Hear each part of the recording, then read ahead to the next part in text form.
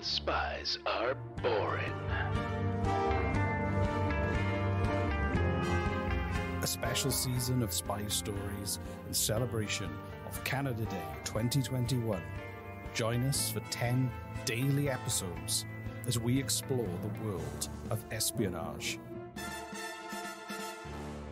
in Canada. Season starts July 1st.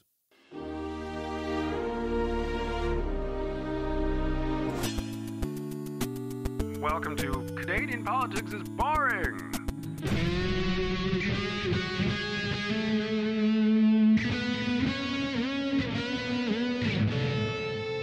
Hello and welcome to a wonderful episode of Canadian Politics is Boring. I'm here with the unobtainable Jesse Harley. I'm lovely, Reese. How are you?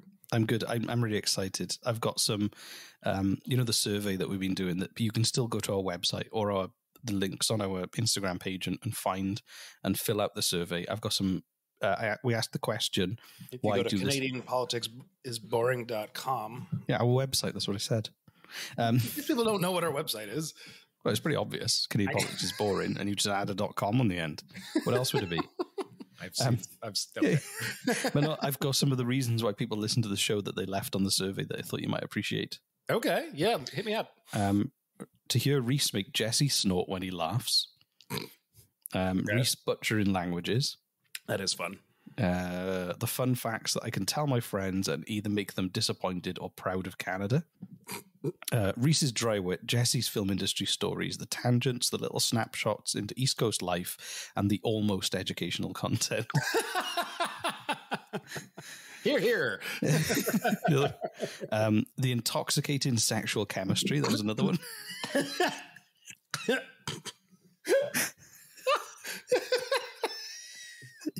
And well, whoever you are, I'm glad we turn you on. Jesus. It's date night, hon. Oh, what are you doing? We got some candles here. I'm going to put some incense on.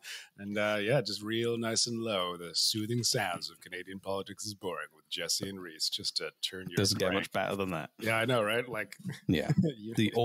Canada's only erogenous political podcast. Someone out there right now is rubbing some oil over their partner's shoulders and playing some low little jazz in the background, and we're just kind of blasting through the speakers right now. Someone's moaning. Yeah. Someone's moaning. If you thought Bridgerton was going to pump blood into your glands, then wait till you listen to this. Say that again? I'm not going to say that again. Bridgerton? What's Bridgerton? Is like a saucy Netflix period drama. Okie dokie. Yeah. Anyway, somebody said, I'm yeah. into politics. I'd like to hear Jesse's perspective, as he is not. That's true. Yeah.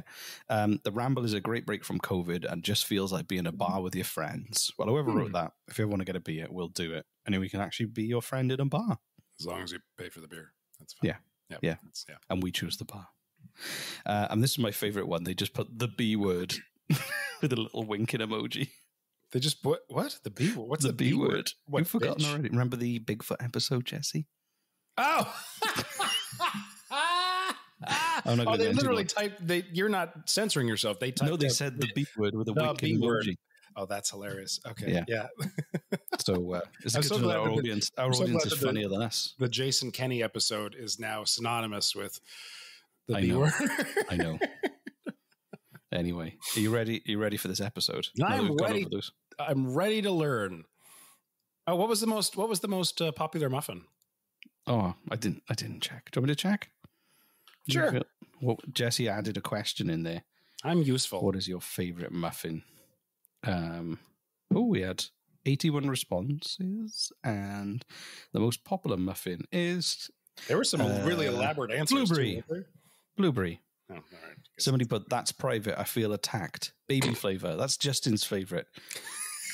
I'm more normal, so blueberry. Baby flavor. Jesus. Yeah. Yeah, Justin Trudeau eating a baby flavored muffin. That sounds about right. Yeah. Somebody put, my mom bakes these delicious apple cinnamon muffins. That's so cute. Send some to us. Yeah, please. If you send it to CanadianPoliticsIsBoring@gmail.com if you've got any tasty muffins. Kid, man, do you know how? Okay. Yeah. So what? We need to get a P.O. box for people to start sending us baked goods. It's heated, just to keep them warm. Can you picture showing up at the UPS store, opening up your little mailbox, pulling out like a container of steaming baked goods? What you need to do is go onto YouTube and search internet ham. If you're watching this, there's a great British comedian who did a thing all about internet ham that gets delivered to your house via the internet, and the tagline is "You'll love its weird taste." It's good comedy. Anyway, Jesse, not as good as inhaling. Oh, sorry. And I was just going to say, not as good as inhaling wafakak ham, though. Yeah, it is. Ham is best enjoyed in a gas form. So, if you don't know what we're talking about, you have to go back and listen to the wafakak episodes. So, oh my god, we'd make a killing with vapor flavored, like ham flavored vapor for vaporizers. Except you can't sell. Yeah, no, that'd be. But maybe there's no nicotine in it. Maybe it's just pure meat, like gas meat. Jesus Christ. Anyway, I got a question for you, Jesse. Hold on. I am now picturing someone taking a cartridge of our ham flavored vapor, which is just pure meat.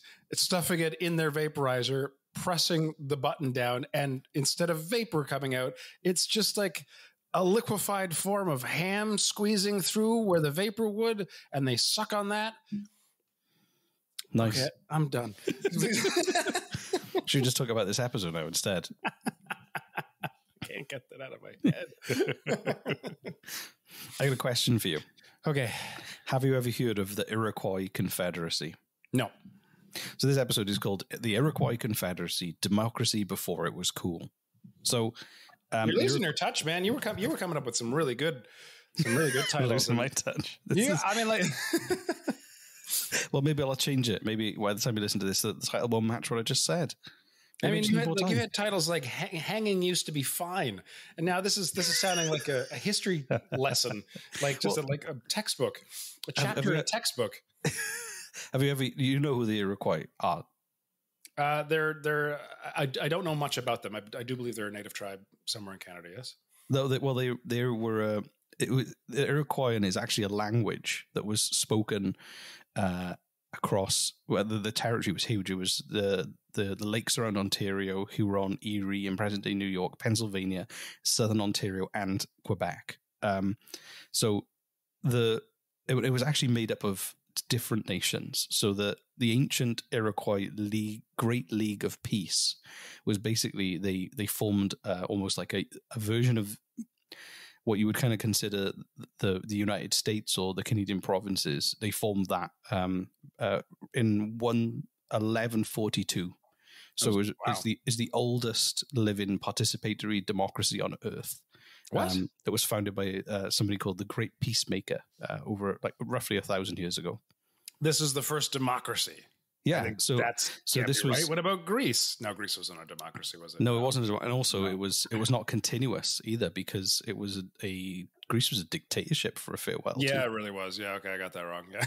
So a lot of people, and that's the crazy thing about this is that, I mean, I'll admit I was pretty ignorant to like the forms of government in a lot of Indigenous communities, but this was amazing. The way that what happened was they had 6 warring nations.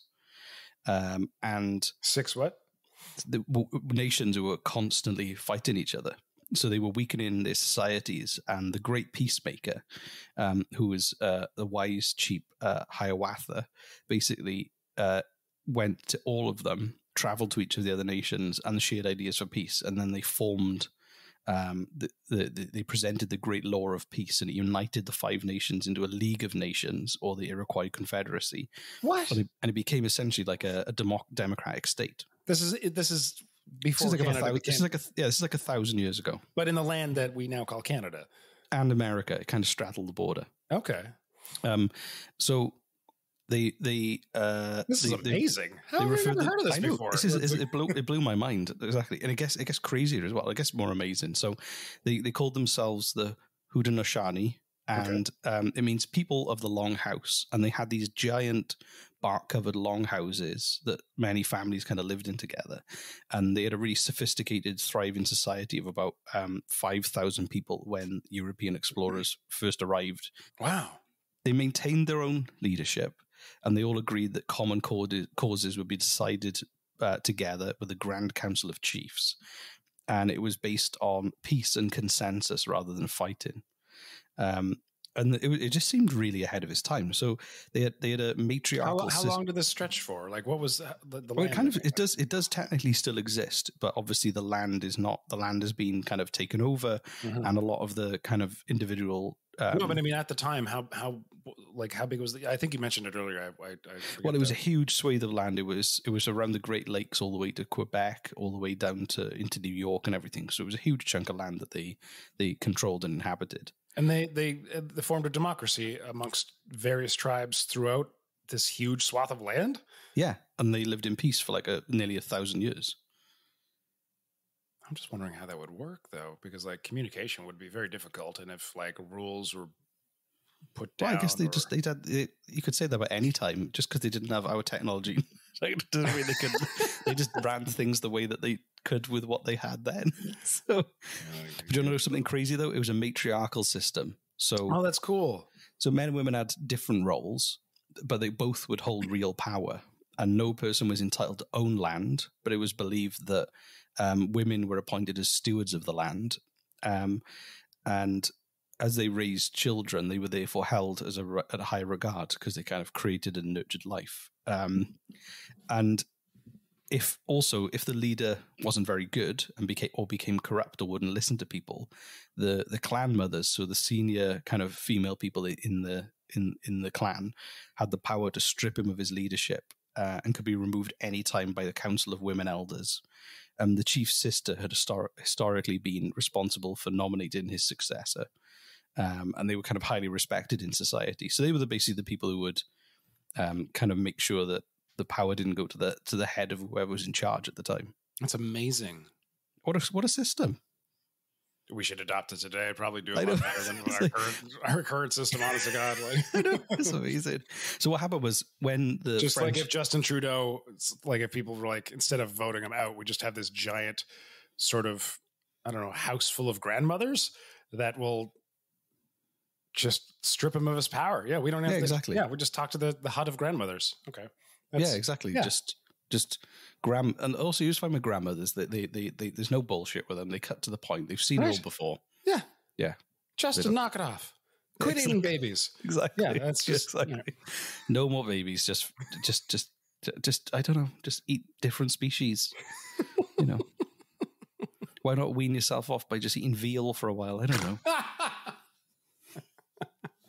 The kind of sense he needs spoken to him. We are never getting him on this show. Just it's never. He's got a sense of humor. He knows we don't think he actually eats babies. Our audience knows he doesn't actually eat babies. It's just funny to keep bringing it up all the time. I mean, I hope they don't think it's so improbable. It's so improbable. I know we're going to get people going, I believed you're someone finally the truth. Someone was speaking the truth. So French, Dutch, and English colonists and New France, which was what Canada was referred to, or what would be Canada was referred to at the time, they basically realized that they had to gain favor from the Iroquois people because they were so powerful and they controlled so much land. Who was this again? The colonists from Europe. So they used to trade with them, and it was a really lucrative trade for both of them. And they all had to kind of establish friendly relations to secure their own land and agree borders with them, really. So for about 200 years, they were really powerful in North American kind of policy when the colonies were being established, and being aligned with them offered you like huge advantages. So they would always the European powers would always be trying to be on their good side and trade with them. This is stuff I've never heard this before, especially when you hear about like European colonists coming to claim the land. You're not taught this stuff. No, exactly. And they had a lot of independence at this time. So, and they as a lot of the French settlers, they became quite close with them because they settled nearby, and they often worked with them, and they wouldn't attack. They would help attack other European powers, but they would never kind of do anything against their own nation. They participated in French raids on the Dutch and later English settlers, with some Mohawk and other Iroquois settled. In general, the Iroquois resisted attacking their own people. Right. Okay. Cool. So, and they had a constitution that was written on 2 belts. And it was basically, what you realize from this is that a lot of the US Constitution is based on the Iroquois Constitution. Really? Yeah. What? So hold on. What? Yeah. There's no. Hold. When was the American Constitution written? I think it was around 1754. Or around that time. Oh no, the Continental Congress was 1776. So Benjamin quick Googler. No. I've got it. Is in my notes because I knew you'd ask these kind of questions. So Benjamin Franklin referenced the Iroquois model as he presented his plan of the Union at the Albany Congress in 1754. He presented the Iroquois model. He had it. Yeah, he had it, and he presented it. Hold on, what was he doing with it? No, he didn't steal the belts. He was aware of their system and how it worked and introduced it. So when he met the 7 colonies, he actually invited the Iroquois to come and address the Continental Congress as well. Oh my God. So everyone is North America is looking at Benjamin Franklin for having pretty much like, how do I word this properly? Well, he hasn't come. He stole it. He stole it. Well, no, but he invited them along. He didn't take it off them. He was like, "Look at these dudes. They're doing a great job. I'm going to bring them along, and they can help us develop the form of government we want because they're doing a great job and have done for hundreds of years."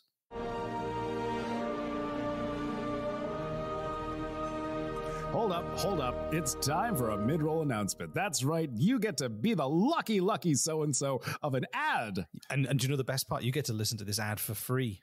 We won't even charge you. Free ads all the time.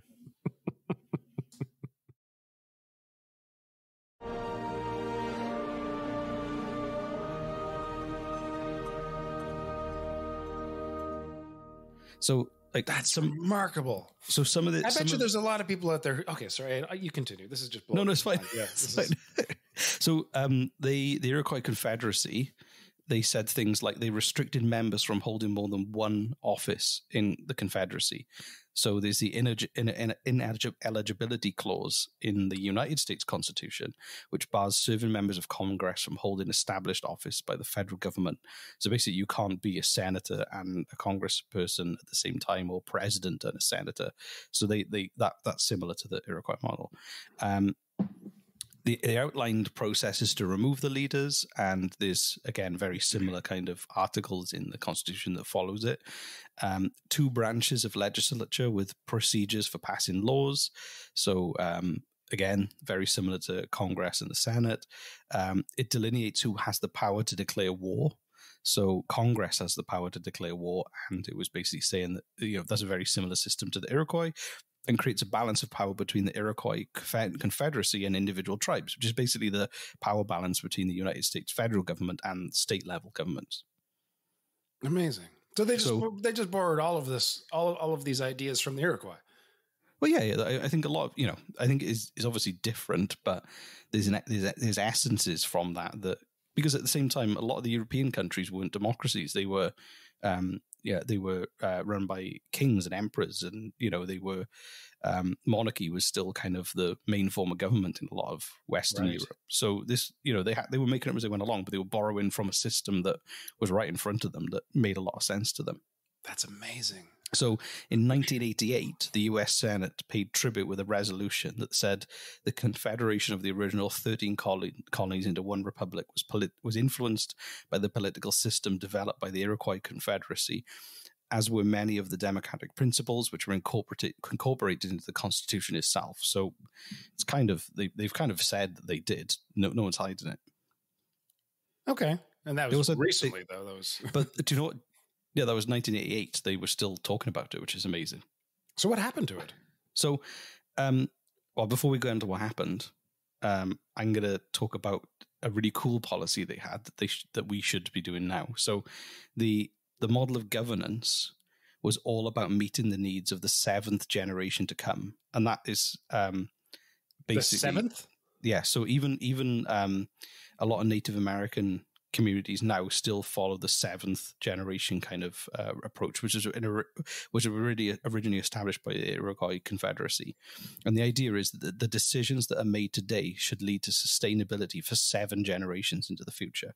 Wow. And it was basically a lot of the democratic principles and focus of kinship and bonds and leadership, which is based on honor and respect is earned by service to others rather than material gain, was all based on the kind of Iroquois approach. But I love the idea of like if the government had to think 7 generations ahead on the decisions it makes. Could you picture? I know.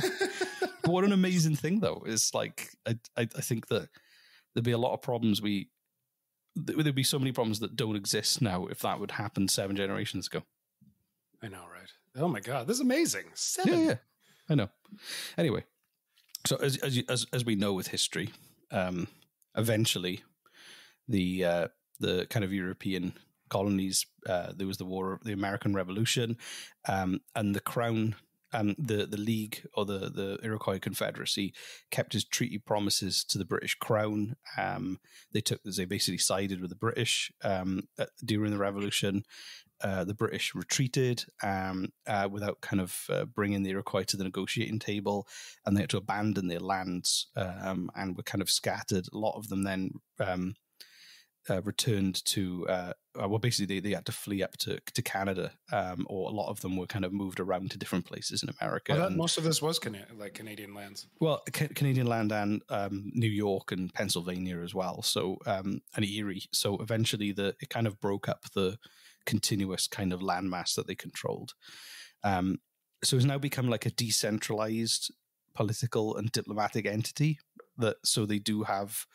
There's some kind of unity, but the 6 nations were kind of separated in that sense. And they kind of still refer to themselves as a confederacy, but they don't have, that massive land or the influence that was there because obviously Europeans arrived and then became a country, four nations and all hell, basically destroyed the way of life of people. Building condos with Starbucks at the bottom. Exactly. Condos with Starbucks and I don't know, like every other house is a Subway. And what happened was then, so those remaining in New York were required to live mostly on reservations. In 1784, 6,000 Iroquois faced nearly 250,000 New Yorkers who were land hungry. When was this? This was 1784. So basically they were about 6 million acres of Iroquois land that was taken over by New Yorkers who wanted to expand and take more space. Wow. And Iroquois lost most of his property. But there were still some people settled in Ontario and Quebec in Canada. And they in the 19th century, they actually built some really prosperous settlements. They were doing farming.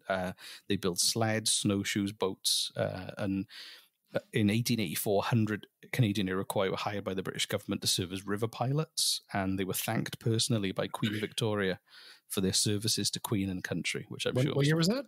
That was 1884. Wow. Yeah. And also in 1886, a bridge was being built on the St. Lawrence. A number of Iroquois men were basically hired as skilled steel workers to help build the bridge. And a number of bridges and skyscrapers in Canada and the USA were actually built by Iroquois steelmen. Wow. There are about the population at the moment. Well, the population at its peak in the 18th century was 10,000. Then it decreased to 4,000 and it recovered back to 7,000 by 1910. And there are probably about 51,255 Six Nations or Iroquois Confederacy people who live in Canada today, and they have their own. A lot of them have their own forms of citizenship. They started to kind of try and create their own passports, but not all of them are recognized by different countries.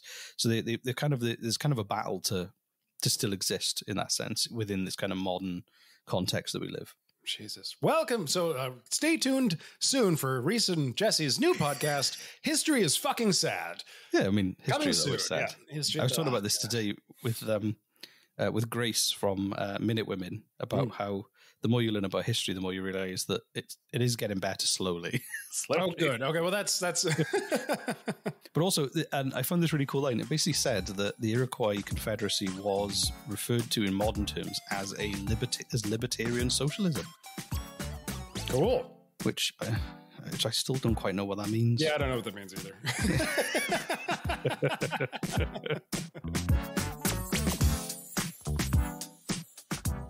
If you, our wonderful listener, wants to have some fun, depending on what podcast player you're on, some of them do it. Play us at half speed. We sound drunk out of our fucking minds. It's hilarious. I'm going to go and do that after this. Also, I just wanted to say, if I got any of the pronunciations wrong or any of that history wrong, let me know and I will. Because there's a lot to research. It was very complex but fascinating. I wanted to talk about it. Like, but I'm yeah, aware. this wasn't like, this was fascinating. Honestly, like, it wasn't as hilarious as some of our other topics, but I was genuinely interested. Like, this is, I'm like, what? Yeah, and you don't. Yeah, you don't grab me like this as much. You used to with some of the drunken shenanigans, and then you had to switch it up with some fucking gore fest. No, but and then you try to get my attention with like extraordinarily depressing shit, and now it's just you brought it back to fascinating. So this was fascinating to me, honestly. Yeah. I love the fact that, like, you know, especially the racism of people assuming that, you know, the European kind of systems came over were more advanced or somehow, only to, you know, at this time when this like functioning democracy was working, there were still kings and queens murdering each other. And, you know, I just find it amazing. Not directly. They'd hire someone else to do the murder. Oh yeah, they wouldn't do their own killing. They were royalty. Yeah, they wouldn't get their hands dirty with the blood of a sibling. But, you know, my point is that they had a superior system of government. And it was kind of and the American kind of constitution is kind of like the greatest hits. You see what I mean? It's good. And then we just kind of American Canada came in, took everything over, and look where we are now. I just find this one is kind of buried in history as well. Nobody ever talks about the giant functioning 1,000-year-old democracy that was in North America when the Europeans arrived. That's amazing. That's amazing. Honest to God. Yeah. Wow. Okay. Cool. Well, if you want to go and tell us why you like our show, go and find our survey and let us know. It's on our website, CanadianPoliticsIsBoring.com. And this just in, 77.8% said they listen because of the host chemistry / bromance. So I thought you were going to say the intense sexual chemistry. That's no, that's just one person does it. Just one person said it. Okay, that's probably for the best. Yeah. So there we go. Intoxicating. It was intoxicating sexual chemistry, right? It wasn't intoxicating. It's like, they can barely stand. Anyway, let's give our audience a different call to action today, Reese. Because like the whole point of giving them one thing at a time is so that we don't become repetitive, monotonous. We're becoming repetitive, monotonous with doing that. So we have to give them something unique to do. Yeah, you should be ashamed. So call to action is go and learn about the Iroquois Confederacy for yourselves. Oh, there you go. That's good. And further forms of indigenous government, because they're fascinating. That is fascinating. All right, I'm down with that. Yeah. There we go. That's a good call to action. Enrich your minds, you lazy buggers. I didn't mean that. I'm sorry. So, anyway, you have a great day. Are you talking to me or our audience? Both. You and the audience. Thank you. You as well, audience and Reese. Thank you. Yeah, Jesse and audience. You're welcome. Cool. Reese. Okay, I'm going to go make a burger and fries and and then just plunk down on the couch and do nothing. Don't do what I do. Go do our call to action instead. Yeah. Don't do as we say, not as we do. Exactly. Bye. Okay, bye. I guess. Okay, that's fine. We can go. We don't have to keep talking. That's fine. It's bye. Fine. I got